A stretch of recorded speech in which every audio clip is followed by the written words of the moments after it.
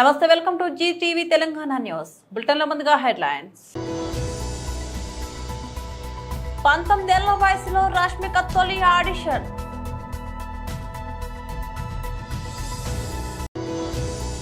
గుంటూరు నుండి మాజీ మంత్రి శ్రీ అంబటి రాంబాబు ప్రెస్ మీట్.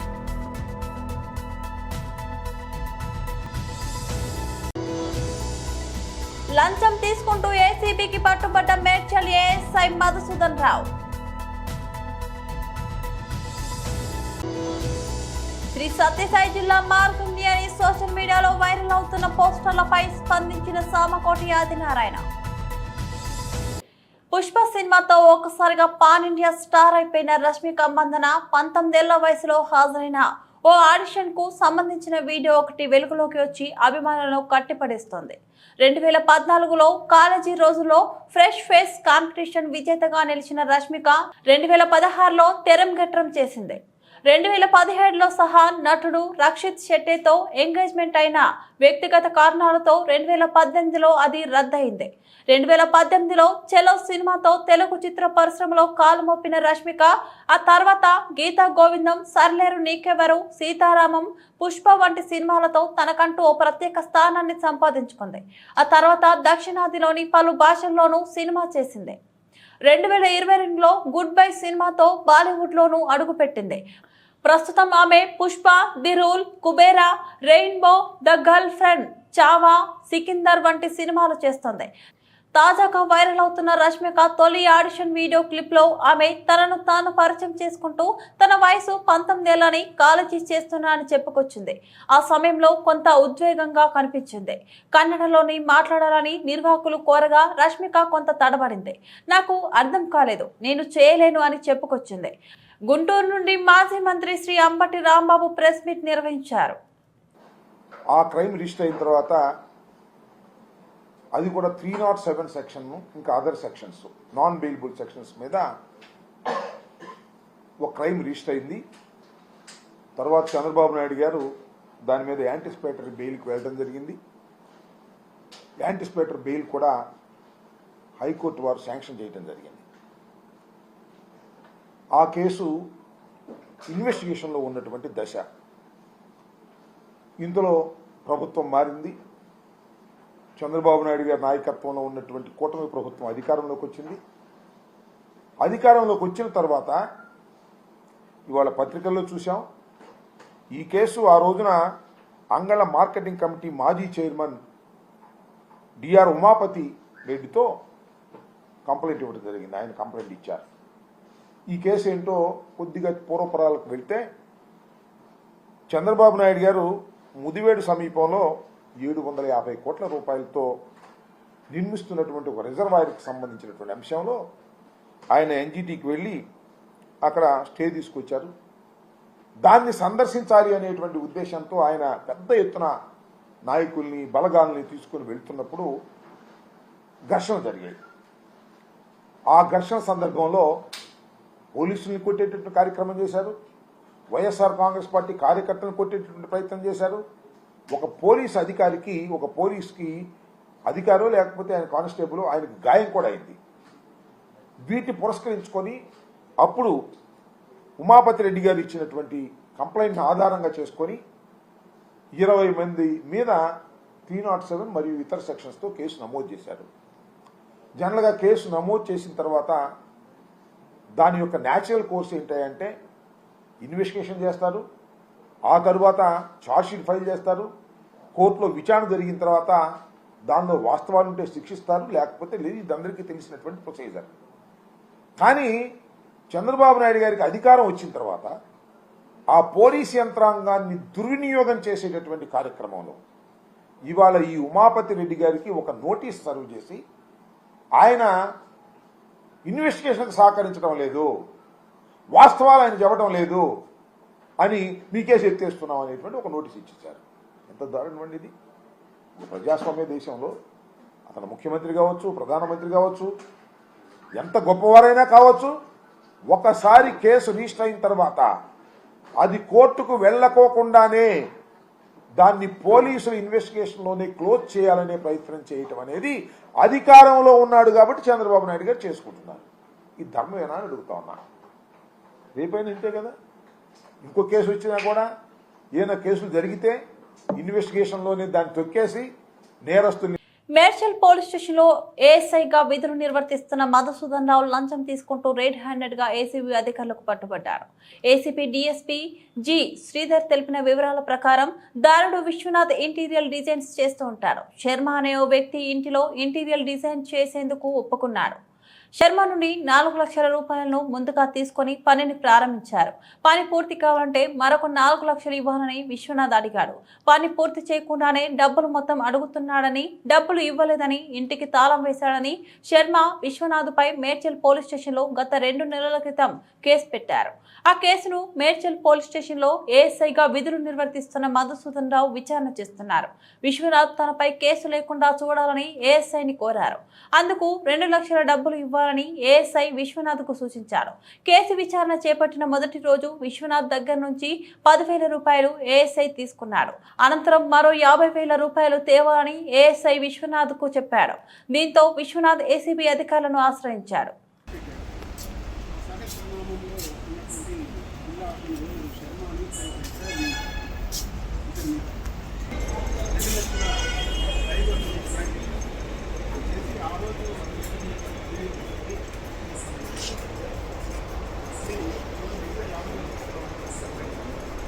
ఉంది అంటే ఇతను ఇంటీరియర్ డిజైన్ వర్క్ చేస్తాడు విశ్వనాథ్ అని మన కంప్లైంట్. ఆ కంప్లైంట్ వీళ్ళ ఇంట్లో ఇంటీరియర్ వర్క్ చేశాడు. 4 lakhs వర్క్ 4 lakhs తీసుకుని 4 lakhs వర్క్ చేశాడు. ఇంకో 4 lakhs వర్క్ మిగిలి ఉంది. ఆ పైసలు ఇచ్చాకనే అది మిగతా వర్క్ కంప్లీట్ చేస్తా అని చెప్పేసి అతను చెప్పాడు. ఇతనితో ఆ మిగతా పైసలు ఇవ్వకుండా వర్క్ చేయించుకోవాలని ఇక్కడ ఒక ఎఫ్ఐఆర్ చేశారు పోలీస్ స్టేషన్లో. ఎఫ్ఐఆర్ చేశాక అది ఏఎస్ఐ మధుసూదన్ అని చెప్పేసి అతను ఇన్వెస్టిగేషన్ చేస్తున్నాడు. ఇతను నార్సింగ్లో ఉన్నప్పుడు ఇతని కారుతో సహా ఇక్కడ పోలీస్ స్టేషన్లో తీసుకొచ్చేసి కూర్చోబెట్టేసి అతని దగ్గర ఉన్నట్టు అతని బ్రైబు డిమాండ్ చేసి ఒక 10,000 రూపీస్ కేసు కాంప్రమైజ్ చేపిస్తామని చెప్పేసి ఒక 10,000 రూపీస్ అతని దగ్గర బ్రైబ్గా తీసుకున్నారు ఆ రోజు. కానీ యాక్చువల్లీ 2 లక్షల రూపాయల బ్రైబ్ కావాలని చెప్పి డిమాండ్ చేశారు. అందులో 10,000 ఒక ఇన్స్టాల్మెంట్గా తీసుకున్నాడు. తర్వాత నిన్న సాటర్డే మార్నింగ్ ఇంకొక 50,000 తీసుకురమ్మని చెప్పేస్తే మా దగ్గరకు వచ్చి కంప్లైంట్ ఇచ్చాడు. తర్వాత ఇక్కడ సాయంత్రం వచ్చి మళ్ళీ టైం తీసుకొని వచ్చేసాడు. మండే రోజు వస్తా అని చెప్పేసి ఈరోజు ఏసీబీ ఆఫీస్లో ఎఫ్ఐఆర్ చేసేసి మేము మధ్యాహ్నం ఇక్కడికి వచ్చాము. ఈవినింగ్ రాగానే ఆ కంప్లైంట్ తోటి మాట్లాడేసి పోలీస్ స్టేషన్లోనే వెనకకి తీసుకెళ్ళి ఆ 50,000 రూపాయలు తీసుకున్నాడు. తీసుకోగానే మేము ఇమీడియట్ లోపలికి వచ్చి పట్టుకున్నాము. అతని ఫింగర్స్ కూడా కడిగిపించాము. రైట్ హ్యాండ్ తోటి తీసుకున్నాం కాబట్టి రైట్ హ్యాండ్ ఫింగర్స్కి ఫినాప్థలిన్ టెస్ట్ సక్సెస్ అయింది. తర్వాత ప్యాంటు యొక్క బ్యాక్ ప్యాకెట్లో పైసలు పెట్టుకున్నాడు. ప్యాంటు కూడా కడిగిపించాము. అందులో కూడా ఫినాప్థలిన్ టెస్ట్ సక్సెస్ అయింది. తర్వాత 50,000 కూడా అతని దగ్గర సేమ్ అమౌంట్ అది రికవరీ చేశాము. ఫర్దర్ ఇన్వెస్టిగేషన్ చేస్తున్నాం. ఉన్నతాధికారి ఇన్స్పెక్టర్ పేరు అతను చెప్పాడు ఫోన్లో. అది ఇన్స్పెక్టర్ ఏమి ఇన్వాల్వ్మెంట్ ఉందనేది ఇప్పుడు ఎంక్వైరీ చేస్తాం. విశ్వనాథ్ గారు సరూర్ నగర్లో ఉంటారు. కేసు ఇక్కడ 2 months బ్యాక్ ఇక్కడ ఒక కేసు రిజిస్టర్ అయింది అతని మీద.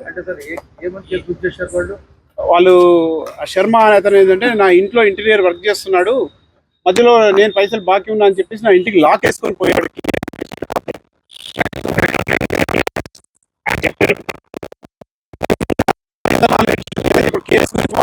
ఎఫ్ఐఆర్ అయింది కాబట్టి అదే మాట్లాడుతున్నాం. ఇన్స్పెక్టర్ కూడా పిలిపించాము.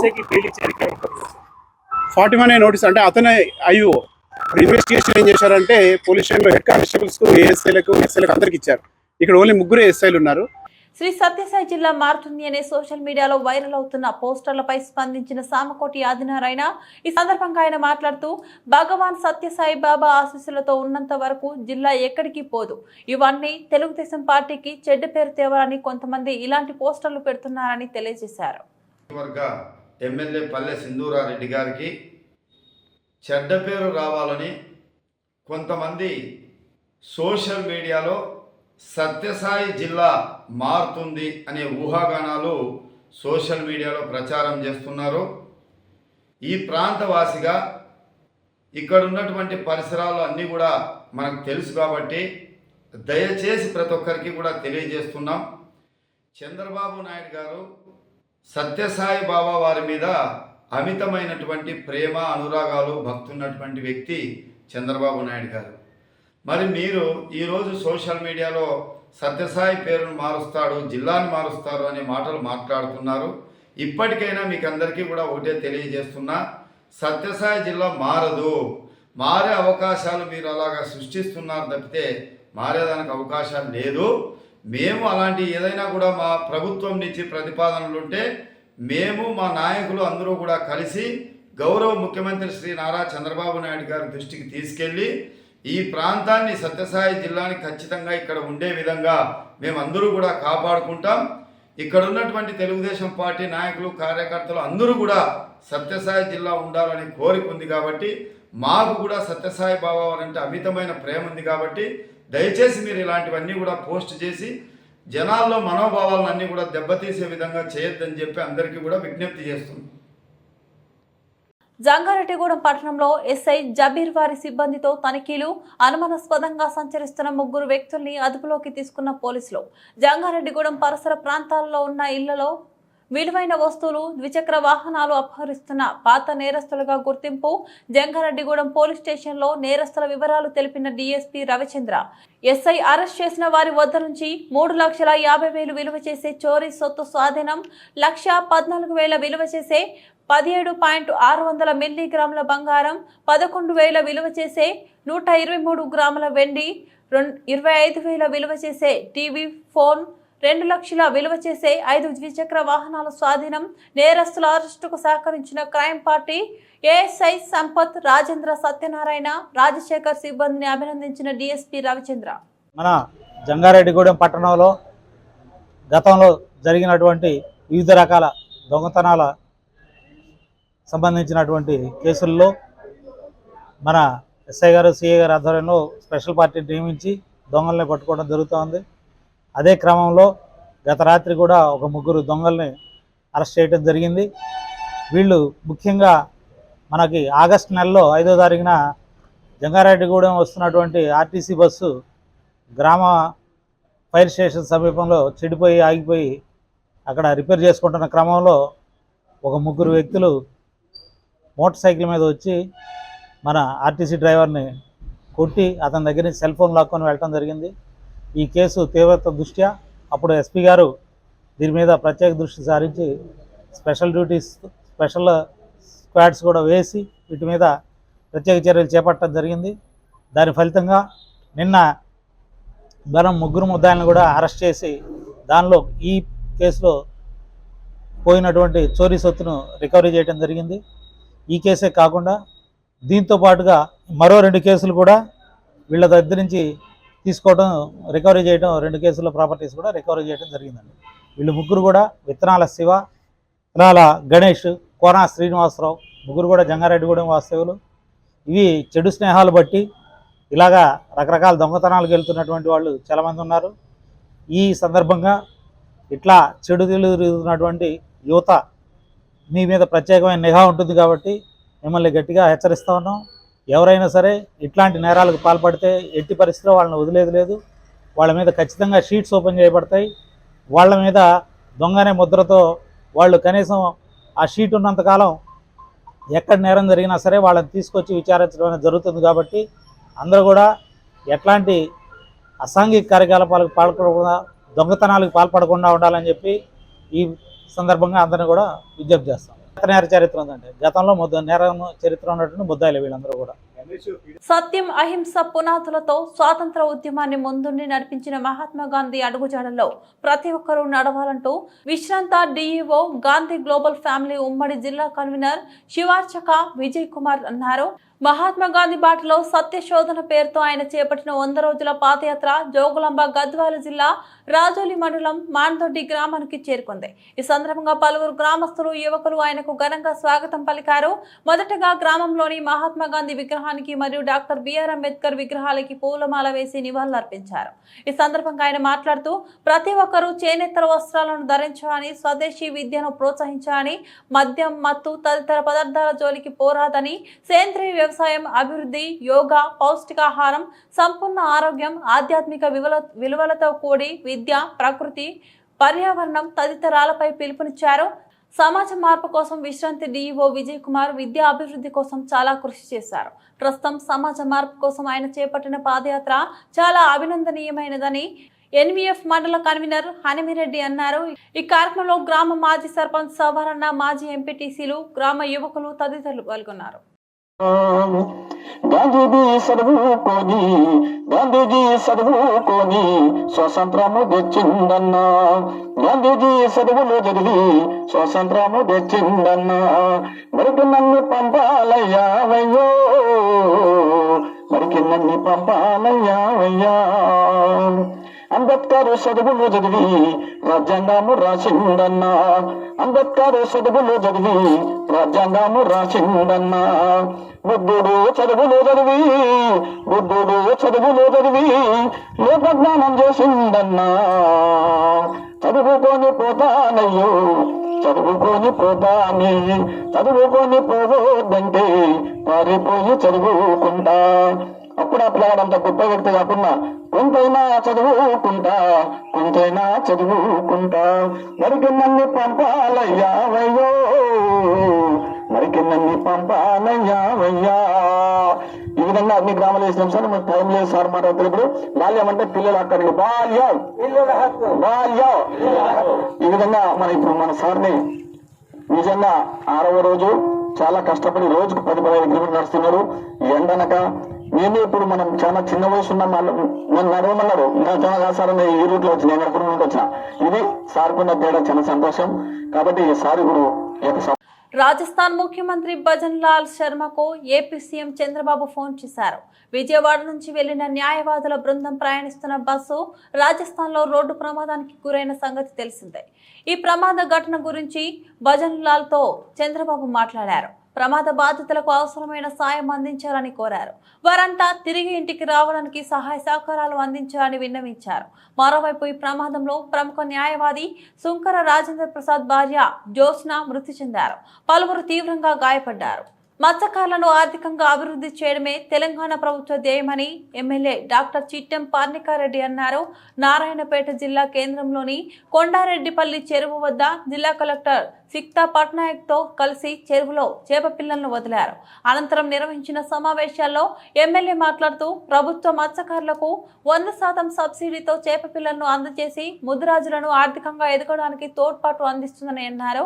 చెరువులలో సమృద్ధిగా నీరు ఉన్నందున చేప పిల్లలు పెంచడానికి అదునుగా ఉందని, దీంతో ముదిరాజులు ఆర్థికంగా అభివృద్ధి చెందాలని ఆకాంక్షించారు.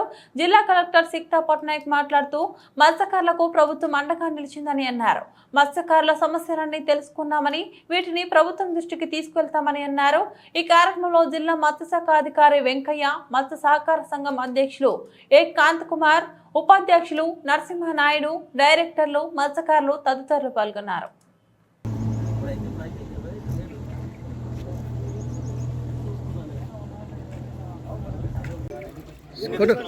Right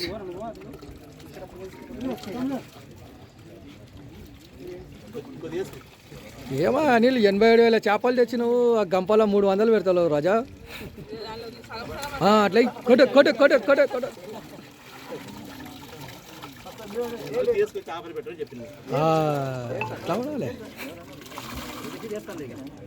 right. అయితే ముఖ్యమంత్రి గారు నారాయణపేటలోనే చెప్పడం జరిగింది. ఏదైతే బీసీడీ నుంచి బీసీఏకి మారుస్తామని కూడా చెప్పడం జరిగింది.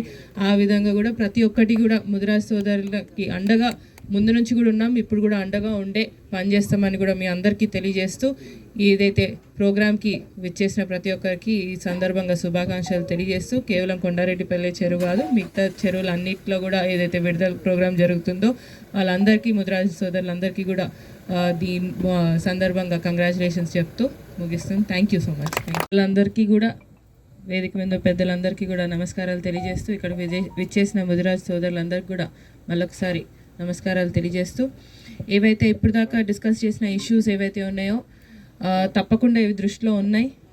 తప్పకుండా దీనికి ఎలాంటి సొల్యూషన్ తీసుకొని రావాలనేది కూడా ప్రయత్నిస్తూ ముందుకెళ్తాం. దాంతోపాటు ఏవైతే మీరు బిల్డింగ్ అది కూడా ఇంతకుముందు కలెక్టర్ గారు చెప్పినట్టు బిల్డింగ్ అనేది కూడా ఉందో మన వెటనరీ దాంట్లోనే అసలు ZPది నడుస్తుంది building. So total full fledged buildings అనేటివి మన కొత్తగా ఏర్పడ్డ జిల్లాలో అసలు లేవు, చాలా తక్కువగా ఉన్నాయి. దాని సందర్భంగా కూడా దీన్ని ముఖ్యమంత్రి గారి దృష్టికి తీసుకొని వెళ్ళడం జరిగింది ఆల్రెడీ. తప్పకుండా అవన్నీ కూడా త్వరలో ఒకటి తర్వాత ఒకటి చేసుకుంటూ ముందుకెళ్తామని కూడా మీ అందరికి తెలియజేస్తూ ఈరోజు కార్యక్రమం ఏదైతే ఉందో 100% సబ్సిడీతో చేప పిల్లల్ని విడుదల చేసే కార్యక్రమం. చాలా సంతోషం. అందరూ ఈసారి ముదిరాజ్ సోదరులు అందరూ కూడా చాలా సంతోషంగా ఉండొచ్చు, ఎందుకంటే వానలు మంచిగా పడ్డందుకు చెరువులన్నీ కూడా మంచిగా నిండినాయి. దాంతోపాటు చిన్న చిన్న కుంటలు కానివ్వండి, ప్రతి ఒక్కటి కూడా నిండేసరికి కూడా తప్పకుండా ఈ ఏదైతే చేపల విడుదల ప్రోగ్రామ్ అనేది ఉందో కూడా దాంట్లో భాగంగా చాలా సక్సెస్ఫుల్గా జరుపుకుంటున్నాం ఈరోజు. తప్పకుండా ఇదే విధంగా చేశాను నారాయణపేట జిల్లాలో ఫిషరీస్ డిపార్ట్మెంట్ సంబంధించిన. ఇప్పుడు నేను జాయిన్ చేసిన అధికారి అప్పుడు పనిచేశారు, కానీ ఇంతకుముందు ఒక లాస్ట్ 1-2 months నుంచి ఏడీ గారు వికారాబాద్ నుంచి ఎఫ్ఎస్సిగా ఉన్నారు. ఏడీ గారు అయితే అన్ని పనులు చేయిస్తున్నారు, కానీ అందరూ చెప్పినట్టు ఇక్కడ కూడా ఒక ఫుల్ టైం జిల్లాధికారి ఇస్తే కూడా బాగుండేది. చాలా సంతోషం. ఈరోజు ఇవి చేపల పంపిణీ కార్యక్రమం ఇక్కడ స్టార్ట్ చేయడం జరిగింది. ఇవి అన్ని ఇష్యూస్ చాలా డీప్గా పోవాల్సిన అవసరం ఉంది, ఎందుకంటే దీంట్లో మెంబర్షిప్ ఇష్యూస్ కావచ్చు, తర్వాత మనం ఈ కోఆపరేటివ్ సొసైటీస్లో మరి ఎకర్గా ఎంతమంది ఉన్నారు, 2 acresలో ఎంతమంది ఉన్నారు, different types of rain fed కావచ్చు, కెనాల్ ఫెడ్ కావచ్చు, ఇట్లా చాలా వరకు ఇష్యూస్ ఉన్నాయి. సో నేను కూడా ఇప్పుడు ఒకసారి కూర్చొని ఇవన్నీ స్టడీ చేస్తా. ఈరోజు కూడా చాలా ఇష్యూస్ నాకు తెలిసినాయి. మీరు అందరూ ఇప్పుడు స్పీచెస్ ఇచ్చారు, దాంట్లో సబ్సిడీ గురించి 100% సబ్సిడీ గురించి, తర్వాత మీ బిల్డింగ్ ఇష్యూస్. గతంలో చాలామంది నాకు బిల్డింగ్ గురించి కూడా అక్కడ జెడ్పీసీఓ కాంప్లెక్స్లో వెటనరీ కాంప్లెక్స్లో ఒక ఖాళీ బిల్డింగ్ గురించి చాలామంది రిక్వెస్ట్ చేశారు, చైర్మన్ గారు కూడా రిక్వెస్ట్ చేశారు. అది కూడా ఐ థింక్ వెటనరీ వాళ్ళ బిల్డింగ్, అది ఒక వాళ్ళ గోడౌన్ లాంటి ఒక స్టోరేజ్ బిల్డింగ్ ఉంటుంది, దాని గురించి కూడా డిస్కషన్ చేయడం జరిగింది. సో ఎనీహౌ ఈరోజు వచ్చిన తర్వాత నాకు చాలా ఇష్యూస్ తెలిసినాయి. డెఫినెట్లీ ఒకసారి ఏడీ గారు తర్వాత అందరితో కూర్చొని ఇవి అన్ని ఇష్యూస్ డీటెయిల్గా స్టడీ చేసేసి మరి ఎట్లా మన నారాయణపేట జిల్లాలో ముందుగా పోవాలని మేము కూడా మా తరఫున గవర్నమెంట్లో కూడా ఇవన్నీ రిక్వెస్ట్ చేసుకుంటూ కోఆర్డినేట్ చేసుకుంటూ మేము కూడా ప్రయత్నం చేస్తాము. తిరుపతి జిల్లా సత్యవేడు నియోజకవర్గంలో కాంగ్రెస్ పార్టీ కార్యాలయంలో బాలగుర్వం బాబు ప్రెస్ మీట్ నిర్వహించారు. ఈ సందర్భంగా ఆయన మాట్లాడుతూ కూటమి ప్రభుత్వం అధికారం చేపట్టి 100 రోజులు పూర్తయింది, కానీ అభివృద్ధి విషయంలో తీసుకున్న చర్యలు శూన్యము. ఒక తిరుపతి లడ్డు విషయంలో తీసుకుంటున్న శ్రద్ధ ఆంధ్రప్రదేశ్ అభివృద్ధి విషయంలో ఎందుకు తీసుకోవడం లేదు? ఆనాడు మణిపూర్లో ఆడవారిని నగ్నంగా ఊరేగించి ఆడజాతిని అగౌరవపరిచినప్పుడు నోరు విప్పని ఇదే పవన్ కళ్యాణ్ తిరుమల లడ్డు విషయం మాత్రం ఎందుకింత రాజకీయం చేస్తున్నారు? సనాతన ధర్మం పేరుతో మతాల మధ్య చిచ్చు పెట్టడమేనా మీ ఎన్డీఏ ప్రభుత్వం యొక్క ముఖ్య ఉద్దేశమని ఘాటుగా ప్రశ్నించారు. ఆంధ్రప్రదేశ్ రాష్ట్ర ప్రజలకు ప్రతి ఒక్కరికి కూడా ఇండియన్ నేషనల్ కాంగ్రెస్ పార్టీ తరఫున తిరుపతి జిల్లా అధ్యక్షుడిగా బాలగురం బాబు అని నేను మీ ముందుకు వచ్చి నమస్కరిస్తున్నాను. ఈరోజు మీ ముందుకు రావడానికి ఒక ముఖ్యమైనటువంటి కారణం ఉంది. ఏంటంటే ఈ దేశంలో ప్రస్తుతం జరుగుతున్నటువంటి అరాజకాలు కావచ్చు, మతతత్వ రాజకీయాలు కావచ్చు, విభజించి పాలన కావచ్చు, ఇవన్నిటినీ చూస్తుంటే చాలా బాధేస్తూ ఉంది. అందువల్లే ఈరోజు తిరుపతి నుంచి జిల్లా అధ్యక్షుడిగా నేను మీ ముందుకు రావడం జరిగింది. ఇది ప్రతి ఒక్కరూ ఆలోచించాల్సినటువంటి విషయం. మన దేశం ఎటువైపు పోతుంది, మన రాష్ట్రం ఏ పక్క పోతుంది అనేది ఒకసారి ఆలోచించినట్లయితే స్పష్టంగా బీజేపీ ప్రభుత్వం, నరేంద్ర మోడీ గారి ప్రభుత్వం, నరేంద్ర మోడీతో పాటు కూటమిలో ఉన్నటువంటి ఎన్డీఏ ప్రభుత్వాలు అన్నీ కూడా చాలా దౌర్భాగ్యమైనటువంటి దిశగా అడుగులు వేస్తున్నాయని మేము తెలియజేస్తా ఉన్నాం. అరే ఈ దేశంలో బులెటిన్ గురించి ముందు మరోసారి హెడ్లైన్స్ చూద్దాం. 19 ఏళ్ల వయసులో రష్మిక తొలి ఆడిషన్.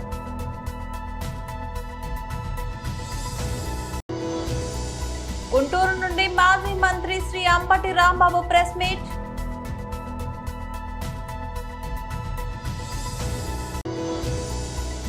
లంచం తీసుకుంటూ ఏసీబీకి పట్టుబడ్డ మేడ్చల్ ఏఎస్ఐ మధుసూదన్ రావు.